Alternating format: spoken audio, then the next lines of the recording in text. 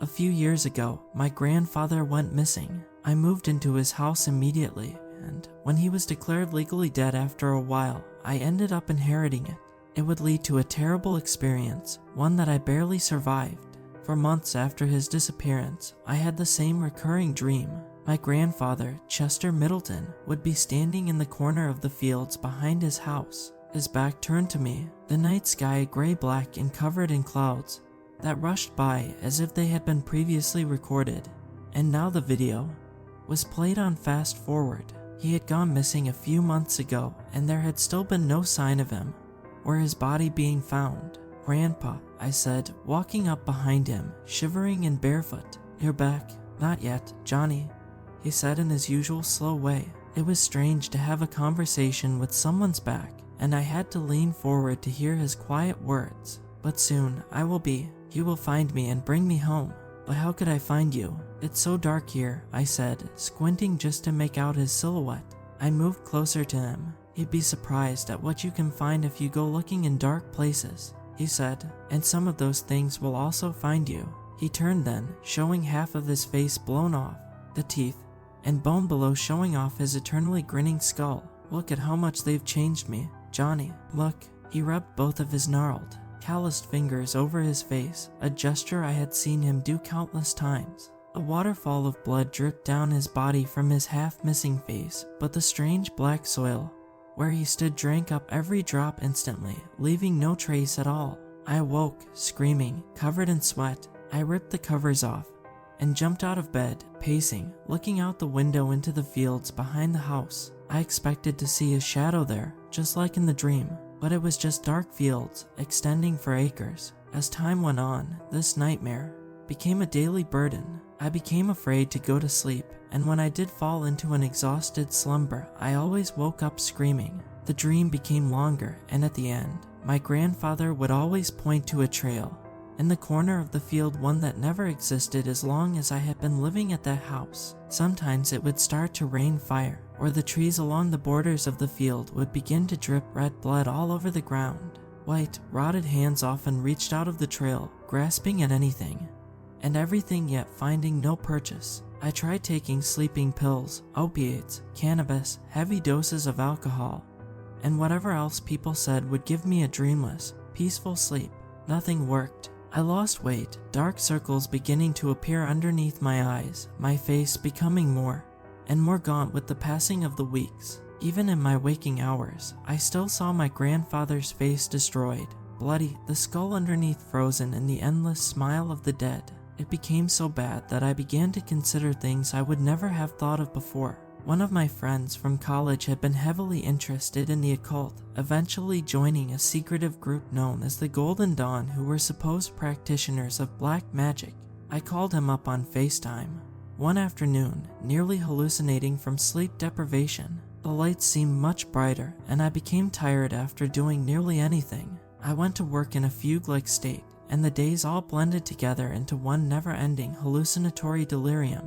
"Johnny, buddy, how you doing?" my friend Nathan said in a calm, detached demeanor he nearly always used. "You look a little rough around the edges." "Not good," I said, explaining how my grandfather had gone missing, and how my recurring nightmare of the secret trail had plagued me for weeks straight. "Is this the house that your grandfather left you? The one where the small, private graveyard was built on the border of the property?" I paused, trying to remember if Nathan had ever been here to visit me. My mind moved sluggishly, and memories came slowly to me now. Then I remembered that he had visited me once here during our first year at college. "How did you remember that?" I asked him, genuinely curious for the first time since beginning this conversation. He laughed. "Don't you know who is buried there? It is kind of famous, or, more likely, infamous," he said. I shook my head. "I have no idea what you're talking about," I said. "Well, it was long before either you or I were born. Back in the early 1900s, a farmer there killed his whole family one night. They were snowed in, and some people just think he got cabin fever. Maybe they're right, I don't know. His name was Harris McEwen, and he went through the house, slitting the throats of his 2 daughters, before moving on to his wife.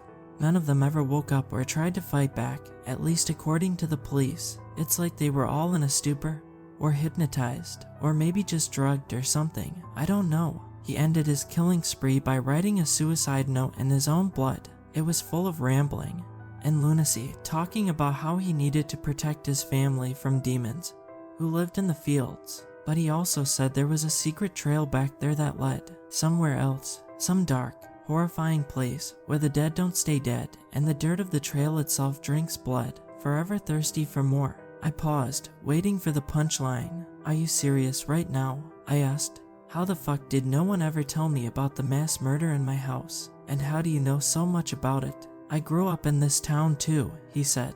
I listen and read. Clearly, you do not. The history teacher at the high school knew all about it, as well as the members of the historical society. I guess you just never asked the right questions. Or, really, many questions at all. Is there anything I can do about it? I asked. There was a long pause. I'll talk to a couple of others in the Golden Dawn, Nathan said. Maybe this weekend I can stay over, and we will figure out something. The rest of the week passed by slowly, but at least I had hope.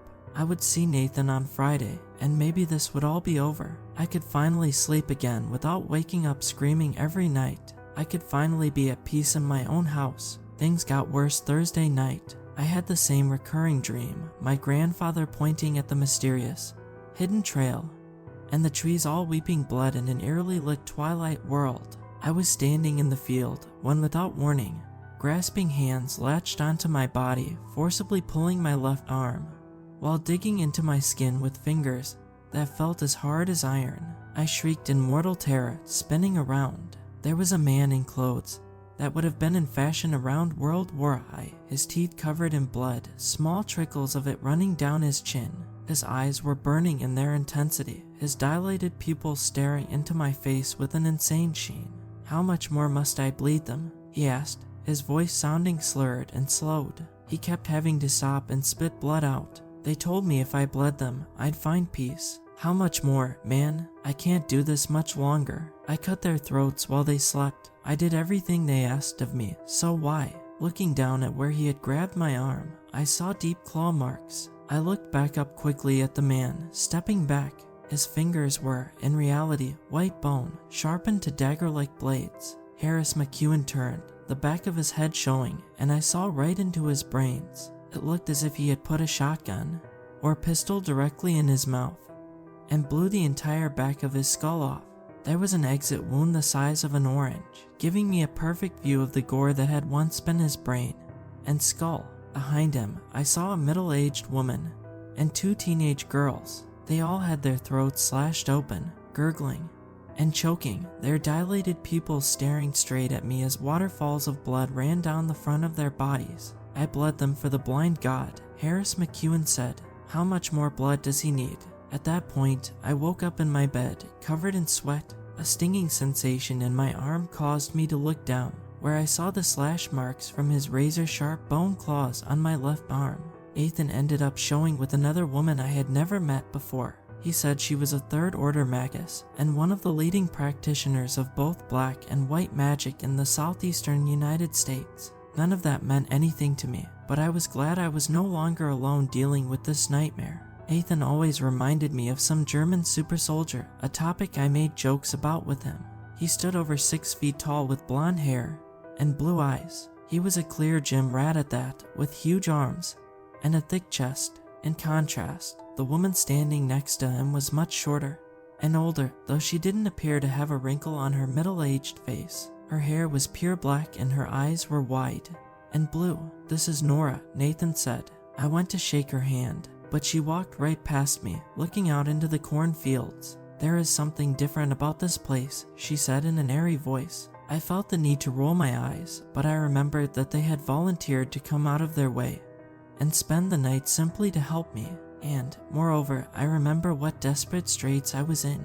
These people may be my only hope. And then she did something that sent chills down my spine. She pointed at the same spot my grandfather always pointed to in my dreams. The universe is then there. It is a point where some may cross over, or those beings from the astral worlds may enter into ours. I'm not surprised this house has been the scene of so much trouble. The killing of an entire family may have not been the cause of the thinning, but in effect, the dark spirits from the higher dimensions can use the weak minds of those afflicted by insanity grave physical illness, or lifelong addiction to do their bidding. She stopped, taking a deep breath, and closing her eyes. I didn't know if this was part of some act or not, but I just stood there, watching and waiting. After a few moments, she opened them again. I believe your grandfather somehow ended up in that same place. He is calling out for you, asking for help, or at least, his spirit is. I believe his body is dead. So what can I do? I asked.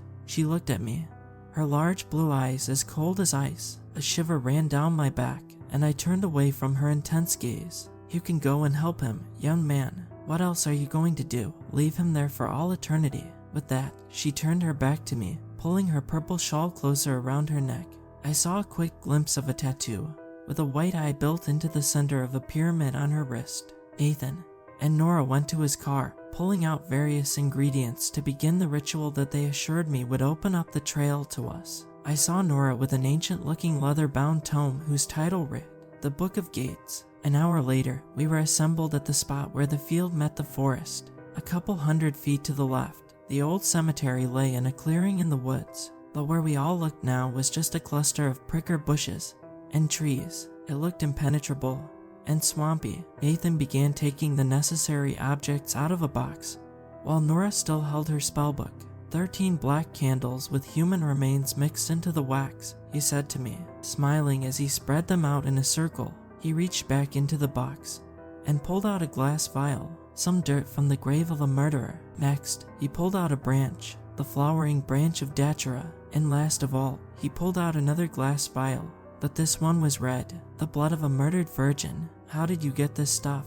I asked him. He looked at me with a half smile. Datura grows wild around here. As for the rest, ask me no questions, brother, and I will tell you no lies. Nora finally spoke, looking up from her spellbook at the moonlit sky. The time to perform the ritual is running out, she said. We must begin immediately. I will not recount here how the ingredients were used, as I do not wish to be responsible for anyone else trying to repeat the ritual. The horrors that ritual unleashed cannot be easily comprehended.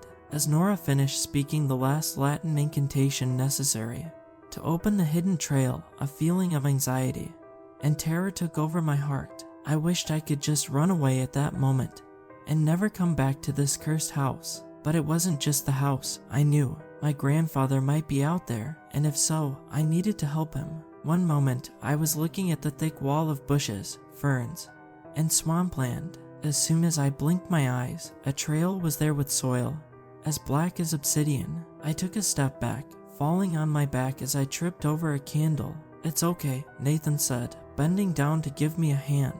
The ritual worked perfectly. We have opened the pathway. I looked up, squinting and peering down the black trail. Everything looked strange. The trees were not native to this region. They had dark red bark, and thorns ran all up and down their exterior. Their leaves were curved into the shape of a scythe, and, strangest of all, they exuded a resinous sap that trickled down their bark, a sap that looked like thick, dark blood. Nathan reached into his pack, pulling out 2 pistols. He handed one to me, giving me his crooked half smile. Just in case, he said simply. I took it, making sure the safety was on. He handed me a simple chest holster as well, which I put on over my shirt. Nathan had an identical one under his jacket already, which he used to holster his pistol. Ticking up his back, he nodded at Nora and me. All right, let's do this, he said excitedly. Nora shook her head.